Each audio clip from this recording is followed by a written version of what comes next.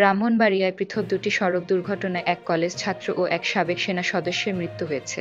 বুধবার দুপুরে সদর উপজেলার বাসুদেব ইউনিয়নের আলাকপুর ও কোড্ডা এলাকায় এসব দুর্ঘটনা ঘটে। নিহতরা হলেন ব্রাহ্মণবাড়িয়া শহরের কলেজ পাড়ার বাসিন্দা শওকত ভূঁইয়ার ছেলে ওমর ফারুক এবং নবীনগর উপজেলার দুরাইন গ্রামের হাজী ইব্রাহিম মিয়ার ছেলে মোকাদ্দেস মিয়া।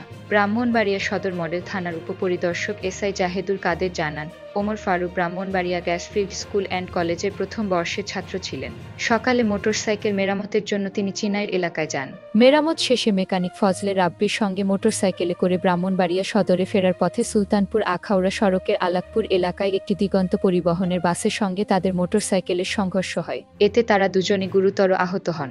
স্থানীয়রা তাদের উদ্ধার করে ব্রাহ্মণবাড়িয়া জেনারেল হাসপাতালে নিয়ে গেলে কর্তব্যরত চিকিৎসক ওমর ফারুককে মৃত ঘোষণা করেন। ফজলে রাব্বির অবস্থা আশঙ্কাজনক হওয়ায় তাকে উন্নত চিকিৎসার জন্য ঢাকায় পাঠানো হয়।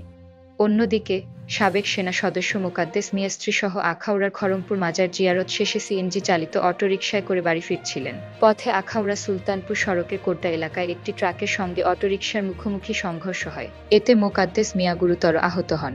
স্থানীয়রা তাকে দ্রুত ব্রাহ্মণবাড়িয়া জেনারেল হাসপাতালে নিয়ে গেলে চিকিৎসক মৃত ঘোষণা করেন। এ ঘটনায় আইনগত ব্যবস্থা নেওয়া হচ্ছে বলে জানিয়েছে পুলিশ।